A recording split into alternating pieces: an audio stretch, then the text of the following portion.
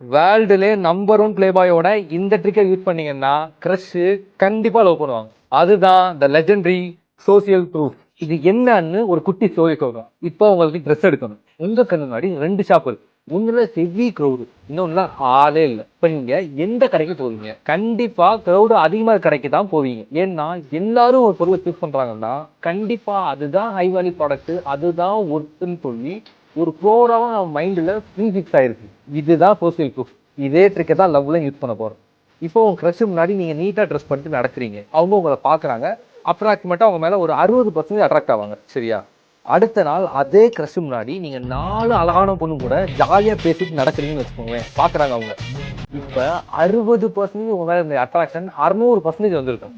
ஏன் அப்படின்னா இவ்வளவு அழகான பொண்ணுங்க இந்த பையன் கூட சுத்துறாங்கன்னா கண்டிப்பா அந்த பையன் சரியான ஹைவேலி பையனா தான் இருப்பான்னு சொல்லிட்டு அட்ராக்ஷன் வேற மாதிரி மாறிடும். கிட்டத்தட்ட ஒரு லவ் பண்ணே வந்துருவாங்க. தலைவன் டான் பில்ஜீரியன் நம்பர் 1 பிளே பாய் ஆனது காரணமே இந்த ட்ரிக் தான். அண்ட் எப்படியாவது கமிட் ஆயிடணும்னு அழுதுகிட்டு இருக்க உங்க ஃப்ரெண்டுக்கு ஏய் இந்த ட்ரிக்கை புடுறா அப்படின்னு சொல்லி இந்த ரீலை ஷேர் பண்ணுங்க.